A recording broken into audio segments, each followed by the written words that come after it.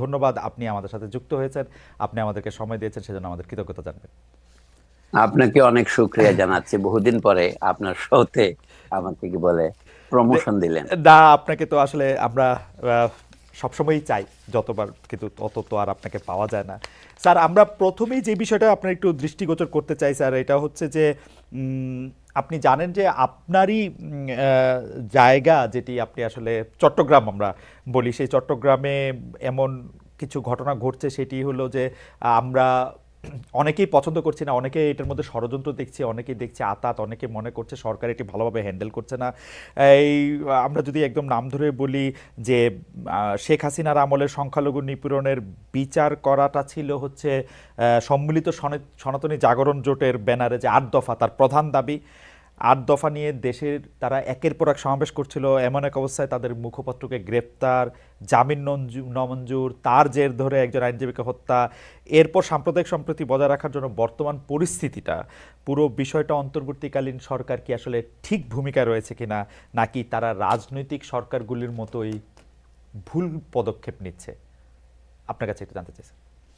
ধন্যবাদ। একটু আমি পুরোনো দিকে ফিরে যাই। এই 1930-এর দশকে চট্টগ্রামের কথা যখন উঠলো, তাই 30-এর দশকে বলছি, একজন দারোগা, তার নাম ছিল আহসানুল্লাহ। তাকে একজন সন্ত্রাসবাদী, তৎকালীন যেগুলো যুগান্তর, অনুশীলন প্রভৃতির দল ছিল, তারা বিপ্লবী নামে অভিহিত ছিল, তারা আহসানুল্লাহকে হত্যা করে। তিনি বোধহয় গোয়েন্দা শাখার দারোগা ছিলেন। তখন চট্টগ্রামে একটা হিন্দু মুসলিম দাঙ্গা লাগার উপক্রম হয়। এটা একটা পুরনো কাহিনী বলছে। এছাড়া যদি দেখেন, চট্টগ্রামে হিন্দু মুসলিম সম্পর্ক ঐতিহাসিকভাবে ভালো ছিল। চট্টগ্রাম একমাত্র জেলা বাংলাদেশে যেখানে বৌদ্ধদের একটা বিশাল আবাস আছে। বৌদ্ধ, হিন্দু এবং মুসলমান, এর মধ্যে দেখা যায়, আপনি যদি আব্দুল করিম সাহিত্য বিশারদের বিখ্যাত ইসলামাবাদ বইটা দেখেন, সেই বইটা 1919-20 সনে তিনি পত্রিকায় লিখেছিলেন। 1964 সনে এটা বাংলা একাডেমি থেকে বই আকারে বের হয়। এখন আব্দুল করিম রচনাবলিতেও পাওয়া যায়। সেই বইতে দেখবেন চট্টগ্রাম একটা অদ্ভুত জায়গা, যেখানে হিন্দু মুসলমান দাঙ্গা বলতে গেলে কখনো ঘটে নাই।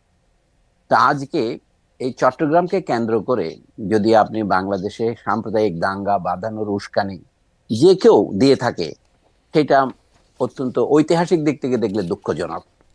এখন শেখ হাসিনার নাম যখন আপনি নিলেন, শেখ হাসিনার একমাত্র মূলধন, আজকে তিনি একটা বিবৃতি দিয়েছেন বলে তাদের পার্টির যে ভেরিফাইড ফেসবুক পেজ, তা থেকে প্রচারিত হয়েছে, যে তিনি বলছেন যে চট্টগ্রামে যে আইনজীবী সাইফুল সাহেবকে হত্যা করা হয়েছে, সেটা তিনি নিজেই বলেছেন দুঃখজনক।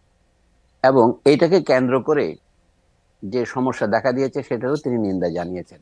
এবং তিনি এই সনাতনী জাগরণ মঞ্চের নেতার মুক্তি দাবি করেছেন। এটা একটু হাস্যকর মনে হয় এই জন্যে, যে মূল সমস্যাটা যদি আমরা দেখি, যে সংখ্যালঘু নির্যাতনের কাহিনী যদি আপনি আদ্যোপান্ত দেখেন, বাংলাদেশে শেখ হাসিনার আমলেও সেটা কোনোদিন কমেনি। সুতরাং এখন তিনি ক্ষমতাচ্যুত হয়ে, ক্ষমতা হারিয়ে পালিয়ে যাওয়ার পর আবার ক্ষমতায় ফিরে আসার পথে একটা গুটি স্বরূপ এই সংখ্যালঘুর অধিকারের প্রশ্নটা তুলছেন। তিনি একা তুললে তো একটা কথা ছিল, বলবো এটা পতিত স্বৈরাচারের স্বদেশ প্রত্যাবর্তনের একটা অজুহাত মাত্র। কিন্তু দুঃখজনক বিষয় হচ্ছে, আমাদের পুরা দক্ষিণ এশিয়া উপমহাদেশে এই একটা দেশের ভিতরের পরিস্থিতি আর একটা দেশে প্রভাব বিস্তার করে। এখন পশ্চিমবঙ্গের মুখ্যমন্ত্রী মমতা বন্দ্যোপাধ্যায় সহ, অভিষেক বন্দ্যোপাধ্যায় সহ, তারা একদিকে বলছে আমরা পাশের দেশের অভ্যন্তরীণ ব্যাপারে কথা বলবো না, তবে এ ব্যাপারে আমরা কেন্দ্রীয় সরকারের নীতির সাথে একমত। এইখানে দেখা যাচ্ছে বিষয়টা বাংলাদেশের সীমা পার হয়ে পাশের দেশে চলে গিয়েছে, এবং এটা তাদের লক্ষ্য হচ্ছে এটাকে আন্তর্জাতিক রূপ দেওয়া।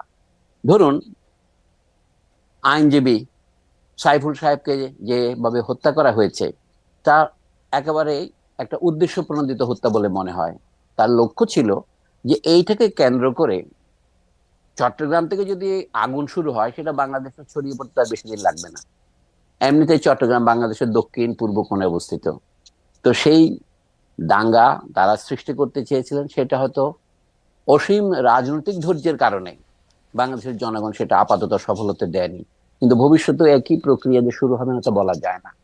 এখন অনেক প্রশ্ন আছে, এই সনাতনী জাগরণ মঞ্চটা কি, সেটার মধ্যে যে নেতৃত্ব দিচ্ছেন যে ইসকন, সেটা কি, তারপরে যে ভদ্রলোক এর নেতৃত্ব দিচ্ছেন, যাকে বলা হচ্ছে চিন্ময়, তিনি কি, এই সমস্ত অনেকগুলো প্রশ্নের অনুসন্ধানের এখানে আবশ্যক আছে। তবে আমি সাবিক রাজনৈতিকভাবে বলবো, এইটা হচ্ছে শেখ হাসিনার ক্ষমতাচ্যুত হওয়ার পর থেকেই আমাদের পাশের দেশের যে সংবাদপত্র এবং অন্যান্য সামাজিক যোগাযোগ মাধ্যম, তারা বারবার প্রকার চেষ্টা করছে বাংলাদেশের সংখ্যালঘু নির্যাতন হচ্ছে।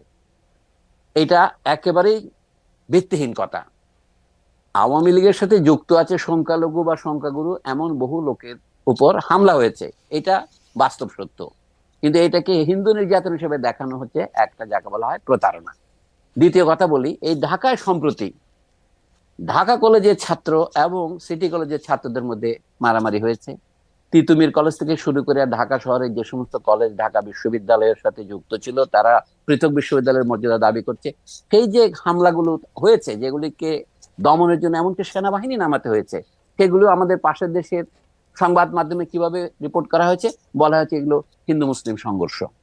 এই যে সাম্প্রদায়িক উস্কানির ইতিহাস, এটা পুরনো নয়। তো বর্তমানে শেখ হাসিনা যদি ক্ষমতায় ফিরে আসবার জন্য সাম্প্রদায়িক উস্কানিকেই মাধ্যম হিসেবে ব্যবহার করেন, এটা যে তার আমলের যে ব্যাপক হত্যা সংঘটিত হয়েছে, যেটাকে লোকে গণহত্যা বলছে, সেইটাকে কি তিনি জায়েজ করার জন্য এটা বলছেন? এটা তো বিস্ময়কর ব্যাপার। স্যার, প্রশ্নটার একটা লেজ ছিল যে সরকার এটাকে ঠিকমতো হ্যান্ডেল করছে কিনা, এটা যদি একটু বলতেন। আরেকটা যদি আপনি বলতেন যে তাকে ইসকন থেকে বাদ দেওয়া হয়েছিল, সংবাদ সম্মেলন করে বলা হয়েছে, প্রেস রিলিজে বলা হয়েছে, এবং সেটা এই সরকারের আমলেও না, সেটা সাবেক সরকারের আমলে, তারপরও তাকে ইসকনের সাথে ট্যাগ করা এবং তাকে ইসকন নেতা বলতে বলা, এইটার ব্যাপারটা যদি একটু বলতেন। না না, ইসকন জিনিসটা কি জিনিস এটা দেখতে হবে। ইসকন জিনিসটা ইউরোপে শুরু হয়েছে, ইসকন জিনিসটা মার্কিন দেশে আছে, এবং পৃথিবীর বহু দেশে, সিঙ্গাপুর বা কানাডা এটা নিষিদ্ধ হয়েছে। কেন হয়েছে সেটা আপনি আমার চেয়ে ভালো জানেন। তাতে ইসকন কে আন্তর্জাতিক কৃষ্ণ ভাবনা অমৃত সংঘ নামে বাংলায় অনুবাদ করা হয়েছে। ইন্টারন্যাশনাল মানে সোসাইটি ফর কৃষ্ণ কনসাসনেস, নামটা সুন্দর। এটার পিছনে যদি আপনি যেতে চান, এর পিছনে ভারতে যে আদর্শকে হিন্দুত্ববাদী আদর্শ বলা হচ্ছে, যেটাকে সরাসরি ফেসিবাদের সাথে সম্পর্কিত বলছেন অনেকেই। আমি বলবো এটা ফেসিবাদের সাথে সম্পর্কিত না, এটা তো ফেসিবাদী, এর আদর্শ ফেসিবাদী।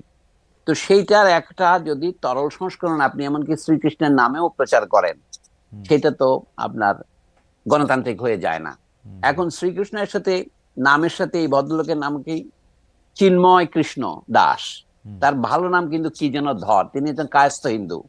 তা আমি বলছি যে একজন মানুষ কোন সংগঠন থেকে কোন সংগঠনে যাচ্ছে সেটা বড় ব্যাপার নয়। বড় ব্যাপার হচ্ছে তার ভাবনা এবং আদর্শটা কি। তার এই যে সনাতনী জাগরণ মঞ্চ, এইটাও আমি মনে করি একটা বাংলাদেশে আন্দোলনকে বিপদগামী করার জন্য একটা সাম্প্রদায়িক আদর্শকে ব্যবহার করা। বাংলাদেশে খ্রিস্টান, বৌদ্ধ, হিন্দু ঐক্য পরিষদ আছে, তারা দীর্ঘদিন যাবৎ এখানকার যারা ধর্মীয় সংখ্যালঘু তাদের দাবিতে তারা আন্দোলন করছেন। সেই আন্দোলনে তো বহু পথ আছে, আমি তাকে আন্দোলনের পথ শিখিয়ে দেব না। কিন্তু এখন তারা যে এজিটেশন নিচ্ছে, ধরুন একজন মানুষকে গ্রেপ্তার করা হয়েছে, বাংলাদেশে শত শত রাজনৈতিক নেতাকে গ্রেপ্তার করা হয়েছে, শেখ হাসিনার আমলেও হয়েছে, এর আগে অন্যান্য আমলে হয়েছে, সামরিক আমলেও হয়েছে, এখনো হচ্ছে। এখন যে সরকার, এটা হচ্ছে অস্থায়ী সরকার, অন্তর্বর্তী বলছি আমরা।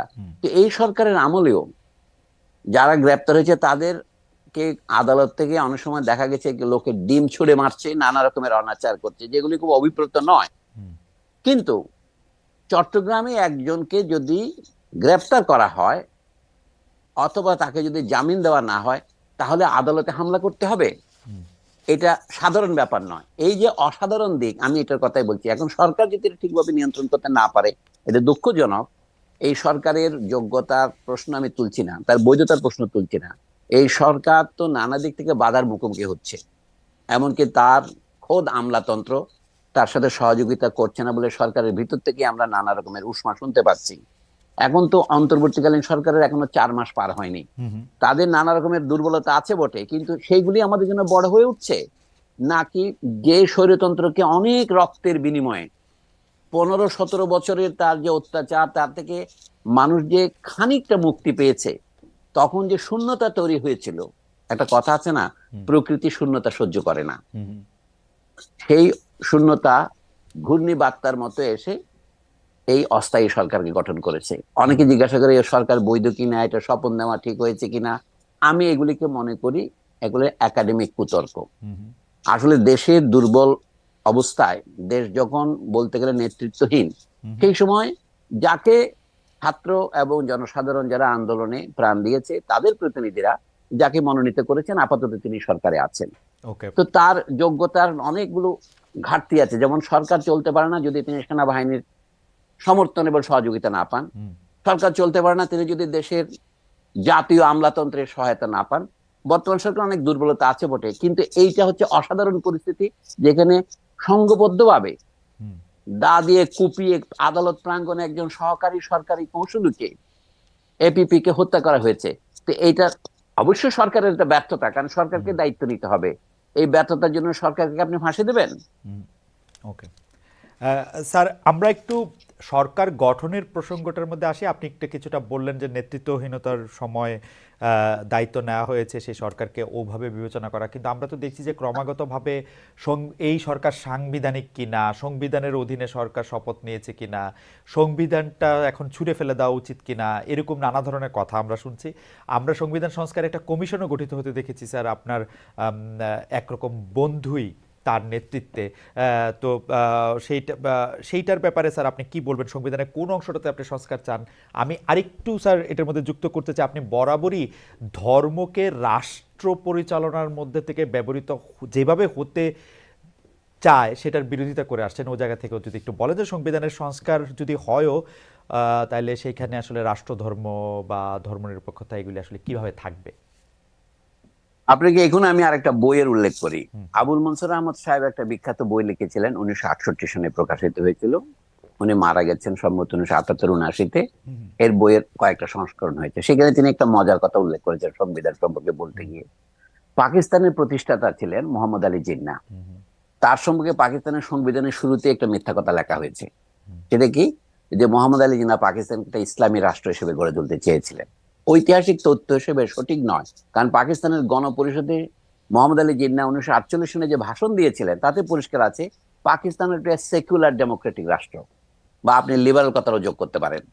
তিনি কোথাও ইসলামিক রাষ্ট্র প্রতিষ্ঠার কথা বলেননি। অথচ পাকিস্তানের 1956 সনে সংবিধান গ্রহণ করে 9 বছর পরে সেইখানে কিন্তু এই মিথ্যা কথাটা দিয়ে শুরু করেছে যে মোহাম্মদ আলী জিন্নাহর ইচ্ছা অনুসারে এটা ইসলামিক রাষ্ট্র হলো।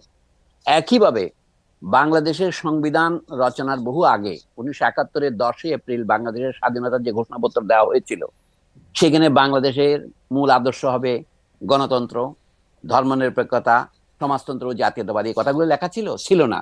কিন্তু 1972-এ যখন সংবিধান গৃহীত হচ্ছে তখন সেটাই মিথ্যা কথা দিয়ে শুরু করেছে যে এগুলো হচ্ছে বাংলাদেশের সংবিধান রচনার, এগুলোর জন্য বাংলাদেশের মানুষ মুক্তিযুদ্ধ করেছে। না, মুক্তিযুদ্ধের আগের কোন দলিলে, আওয়ামী লীগের 6 দফায়, ছাত্র সংগ্রাম পরিষদের 11 দফায় এগুলো কোনো উল্লেখ ছিল না। শুধু উল্লেখ ছিল বৃহৎ শিল্প পাট প্রভৃতি জাতীয়করণ করা হবে। আওয়ামী লীগ 11 দফাটা গ্রহণ করেছে শেষ মুহূর্তে, যেন বাংলাদেশের জনগণের মধ্যে যে সাম্যের যে আকাঙ্ক্ষা সেটাকে খানিকটা নিজের পক্ষে টানার জন্য। এবং 1972-এর সংবিধানের যে প্রধান ত্রুটি সেটা হচ্ছে এটা মিথ্যা প্রিয়াম্বল দিয়ে সে শুরু করেছে। 71-এর 10 এপ্রিলের যে ঘোষণাপত্র সেটা হচ্ছে বাংলাদেশের মুক্তিযুদ্ধের প্রকৃত ঘোষণাপত্র। অন্যগুলো ছিল কন্টিনজেন্ট, সাময়িক কথাবার্তা। মাঠের সেনাপতিরা কি বলেছেন অথবা অন্যান্য রাজনৈতিক নেতারা তাদের স্ব গ্রামে কি বলেছেন সেটা ধর্তব্য নয়। বাংলাদেশের সরকার গঠিত হওয়ার আগে 10 এপ্রিল, 17 এপ্রিল সরকার শপথ নিয়েছে আমরা জানি পরের সপ্তাহে। তো এই সরকার ঘোষণা দিয়েছিল বাংলাদেশ গঠিত হবে 3টা বড় আদর্শকে ভিত্তি করে, যে জনগণের মধ্যে সাম্য, মানুষের মর্যাদা রাষ্ট্র দেবে এবং সমাজে সুবিচার প্রতিষ্ঠা হবে। এইগুলি ছাড়া এগুলি কিছু অনুবাদ করে গণতন্ত্র, সমাজতন্ত্র, ধর্মনিরপেক্ষতা, জাতীয়তাবাদ বলেছে, এগুলি তো ভুয়া কথা। পরবর্তী এরশাদের সময়ে রাষ্ট্রধর্ম ইসলাম ঢোকানো হয়েছে, এখন এটা পরিস্থিতিকে জটিল করে তুলেছে। সমস্যা হচ্ছে বাংলাদেশে যদি ন্যায় বিচার প্রতিষ্ঠিত হয়, অর্থাৎ গণতান্ত্রিক শাসন ব্যবস্থা থাকে, বাকি সবগুলোর গ্যারান্টি।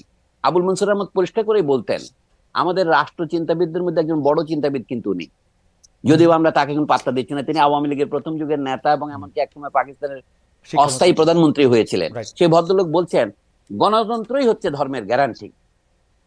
আমি এই জন্য বলছি যারা ভারতবর্ষে মুসলিমদের নিরাপত্তা এবং নিরাপত্তার গ্যারান্টি চান, সেইটাকেই ভারতবর্ষে ধর্মনিরপেক্ষতা বলেন, সমস্ত মুসলিম নেতারা তাই বলেন।